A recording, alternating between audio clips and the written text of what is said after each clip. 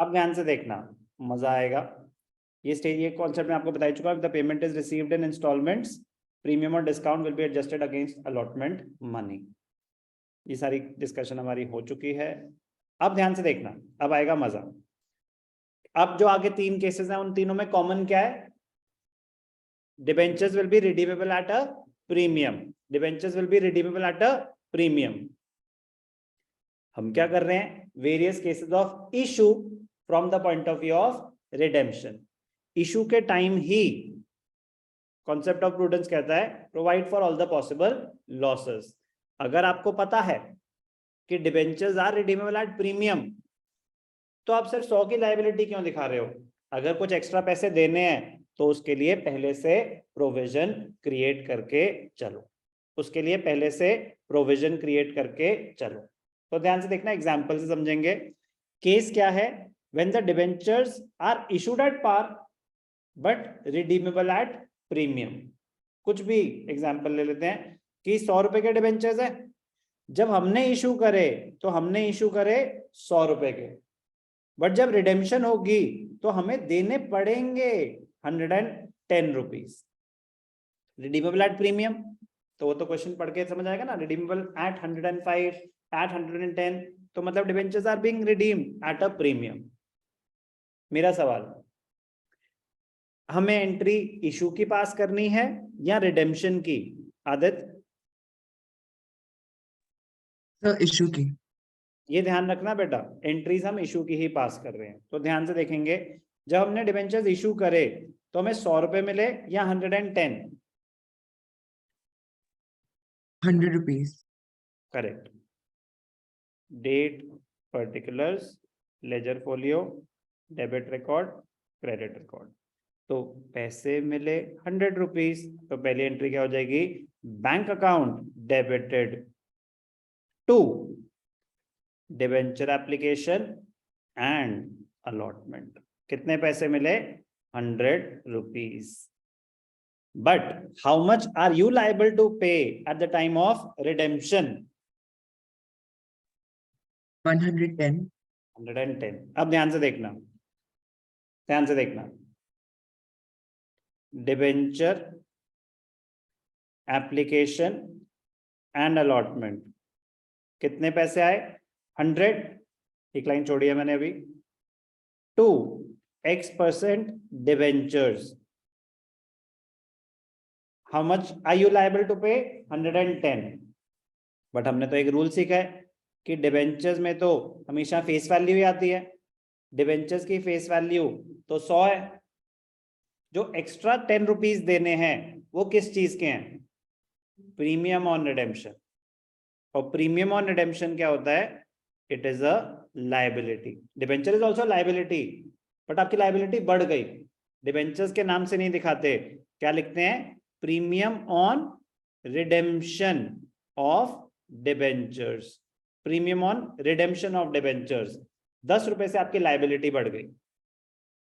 Concept of prudence कहता है provide for all the possible losses. जब आपको पता है कि आपकी लायबिलिटी बढ़ गई तो उसकी वजह से आपका प्रॉफिट होगा या लॉस होगा?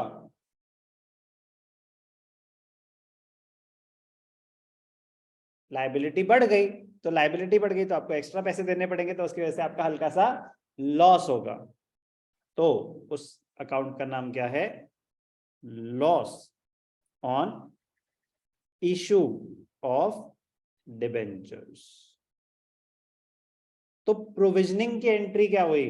Loss on issue of debentures account debited to premium on redemption.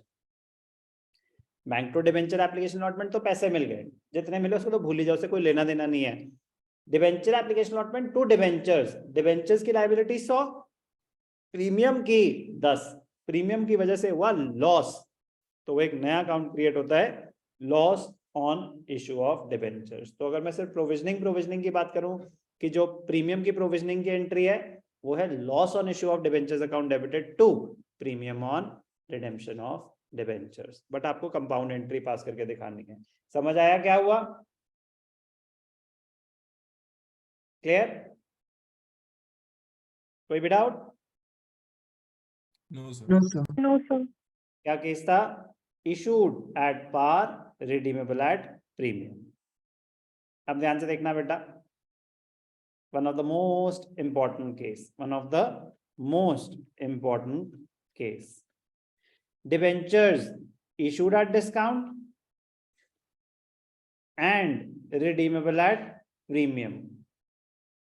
Debentures issue करे डिस्काउंट पे, 100 के डिबेंचर्स इशू करे 90 पे, हल्का सा लॉस हुआ। और जब रिडेम्पशन की बारी आई तो रिडीम करे प्रीमियम पे और नुकसान हुआ, double loss.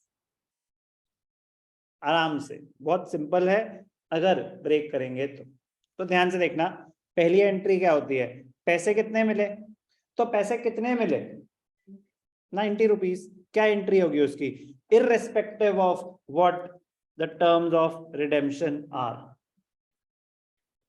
Bank account debited to debenture application and allotment, कितने पैसे मिले 90 रुपीज, यस और नो। अब भूल जाओ कि डिबेंचर्स रिडीमेबल एट प्रीमियम है, भूल जाओ। तो अगर रिडीमेबल एट पार होते तो 10 रुपए का तो डिस्काउंट है ही है, तो क्या होता, दो तरीके हैं इसको दिखाने के, ऑप्शन 1 कर रहा हूं मैं अभी, ठीक है ना। कितने पैसे आए, debenture application and allotment debited 90, discount है, लॉस है, discount on issue of debentures debited कितना 10, एक लाइन छोड़ी है मैंने अभी, 2x% डिबेंचर्स। तो जब थे डिबेंचर्स इशूड एट डिस्काउंट और रिडीमेबल एट पार, यही कर रहे थे हम। तो अब नया क्या आ गया, रिडेम्पशन पे भी प्रीमियम है, रिडेम्पशन पे भी प्रीमियम है, कितना प्रीमियम है 5 रुपए, तो आपको एक्स्ट्रा पैसे देने पड़ेंगे। तो क्या होगा यहाँ पे 2 प्रीमियम ऑन रिडेम्पशन, कितने रुपए एक्स्ट्रा 5 रुपए, उसकी वजह से क्या हो गया हमारा लॉस हो गया, loss on issue of debentures. बात समझ आए। अब वो कहते हैं कि डिस्काउंट ऑन इशू क्या होता है, loss for the company, yes और नो। और प्रीमियम ऑन रिडेम्पशन की वजह से जो एक्स्ट्रा पैसे देने पड़े तो भी क्या हुआ, लॉस फॉर द कंपनी। तो उसको वो कहते हैं कि आप मर्ज करके दिखा सकते हैं, सेम चीज को बस दिखाने का अलग तरीका। कह रहे दोनों ही क्या है, लॉस फॉर द कंपनी है। तो आप क्या कर सकते हैं, debenture application and allotment debited, पैसे कितने आए 90,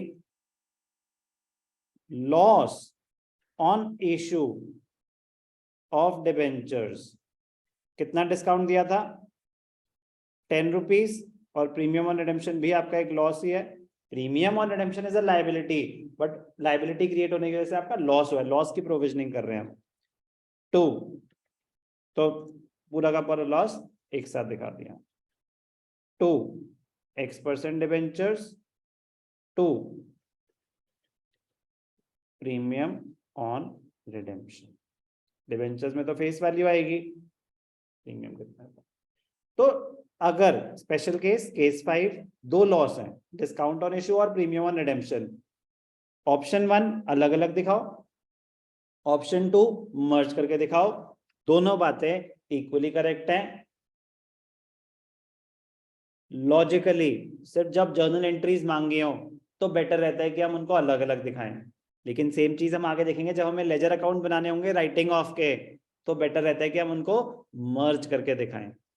बोर्ड दोनों बातें इक्वल मानता है, दोनों में फुल मार्क्स हैं, बट मैं कह रहा हूं कि फिर आती है हमारी बात, हमारी मर्जी, convenience.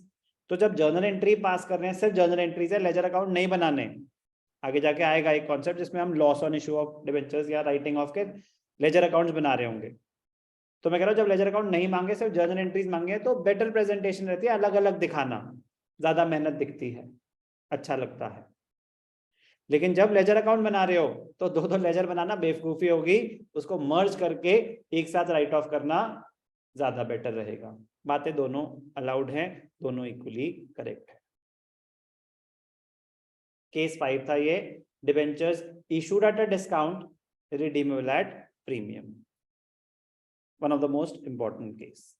Last case debentures issued at premium, profit, redeemable at premium, loss.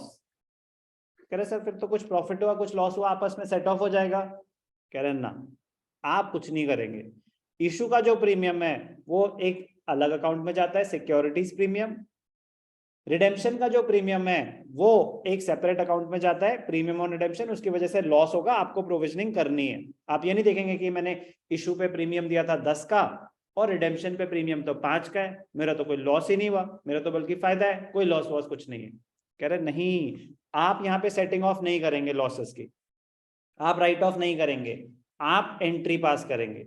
Section 52 sub section 2 बताता है कि प्रीमियम कहाँ यूज किया जा सकता है। उसमें बड़ी बड़ी क्लियरली मेंशन्ड है कि it can be used to write off, it can be used to write off losses on premium on redemption of debentures. तो सेक्शन 52 सब सेक्शन 2 रिवाइज करेंगे तो वो बताता है। लेकिन मैं कह रहा हूं जब आप इशू की एंट्री पास कर रहे हैं तो वो एंट्री दिखाने की जरूरत नहीं है। जब आप पूरा क्वेश्चन करेंगे तो राइटिंग ऑफ लास्ट में दिखाएंगे। अभी हमें सिर्फ और सिर्फ क्या समझ रहे हैं, इशू की एंट्री। क्या केस है, issued at premium, redeemable at premium. Simple सा है, करके दिखाता हूं। Issued at premium anything above 100, redeemable at premium anything above 100। जब आपने प्रीमियम पे इशू करा तो जर्नल एंट्री क्या रही होगी,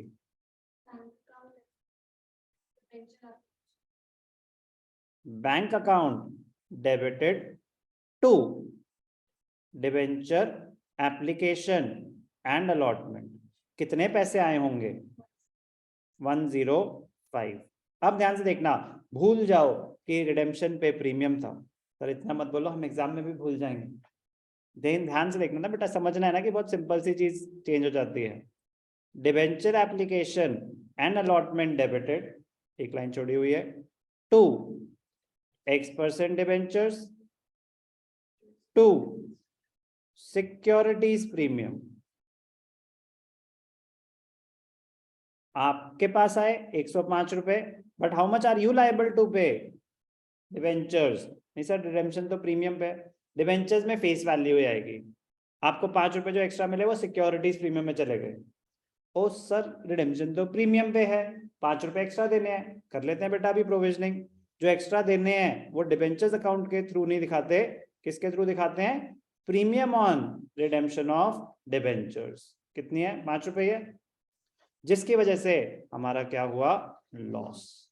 तो loss on issue of debentures. कोई भी डाउट? तो ये क्या 3 केसेस करे, with the debentures were redeemable at premium, तो उसमें issued at par, issued at discount and issued at premium. आराम से 1 case at a time read करेंगे, कॉपी करेंगे, रीड करेंगे, कॉपी करेंगे, ताकि रिलेट कर पाए एंट्रीज से कि आपको एंट्री समझ आई कि नहीं आई। अब सुनेंगे इनकी बातें तो आप आराम से रिलेट कर पाएंगे। Points to be kept in mind. Loss on issue of debentures is debited at the time of issue of debentures following the concept of prudence. कह रहे जब इशू कर रहे हो तो ये आपको पता है एक्स्ट्रा पैसे देने वाले हैं, तो लॉस मान लीजिए। Loss on issue of debentures is written off from securities premium if it exists and thereafter from statement of profit and loss. वो जब हम writing off कर लेंगे तो मैंने आपको वैसे ही बता दिया कि securities premium can be used to write off these losses. अगर securities premium में कुछ नहीं पड़ा तो आप अपने routine profits use करेंगे। Loss on issue of debentures का nature क्या होता है, it is an expense account and premium on redemption is a liability account. Be careful. What is the nature of premium on redemption? It is a liability. What is the nature of loss on issue of debentures? It is a loss, expense. Premium of redemption is debited at the time of payment. जब redemption होगी, अभी issue की entries pass कर रहे हैं ना, तो आपकी लाइबिलिटी क्रिएट हुई, जब रिडेम्पशन होगी, जब पैसे देंगे, तो डिबेंचर्स भी डेबिट होंगे, debentures to debenture holder, debenture holder to bank, payment हो रही है, लायबिलिटी खत्म हो रही है, तो तब प्रीमियम ऑन रिडेम्पशन डेबिट किया जाएगा। Premium on redemption very very important, balance sheet में कहाँ शो किया जाएगा, कह रहे सेम जैसे आपका डिबेंचर शो किया जाएगा, जब इशू करा है तो नॉन करंट लायबिलिटीज में, लॉन्ग टर्म बोरोइंग्स में, जब ड्यू फॉर रिडेम्पशन है और 1 साल ही बचा हुआ है तो फिर ये भी कहाँ चला जाएगा, current maturities of long term debt में, current maturities of long term debt में, बट उसमें शॉर्ट टर्म बोरोइंग्स में नहीं जाता, ये एक अलग सब हेड में चला जाता है, other current liabilities. Current liabilities में तो चला जाएगा, डिबेंचर्स जाते हैं शॉर्ट टर्म बोरोइंग्स में, ये चला जाता है अदर करंट लायबिलिटीज में। But at the time of issue premium on redemption उनकी मर्जी, कहाँ उन्होंने रूल्स बनाया, जब इशू करें डिबेंचर्स तो डिबेंचर्स कहाँ जाएंगे, non current liabilities, long term borrowings. Premium on redemption कहाँ जाएगा, non current liabilities, long term borrowings. जब ड्यू फॉर रिडेम्पशन है तो डिबेंचर्स कहाँ जाएंगे, current liabilities, short term borrowings, current maturities of long term debt. But जो premium portion है वो कहाँ जाएगा, current liabilities, other current liabilities में current maturities of long term debt. बाकी सारी बातें हम कर चुके हैं, और कोई नई बात बतानी है तो बता दो। Important notes, debenture account is always credited with the face value, ये भी आपको बता चुका हूँ। Premium on redemption is a liability, सारी बातें हम कर चुके हैं। The amount of loss on it is debited to a separate account called loss on issue of debentures. It is a capital loss, will be written off either from securities premium or statement of profit and loss.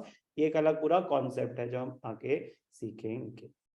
तो कहानी अब शुरू हुई है, but आप ये लगा लो कि इस कॉन्सेप्ट को करने के बाद आपने डिबेंचर्स का 25% कर लिया, मतलब इतना मजेदार चैप्टर है डिबेंचर्स, बट अभी शुरू हुआ है, डोंट गेट सो एक्साइटेड।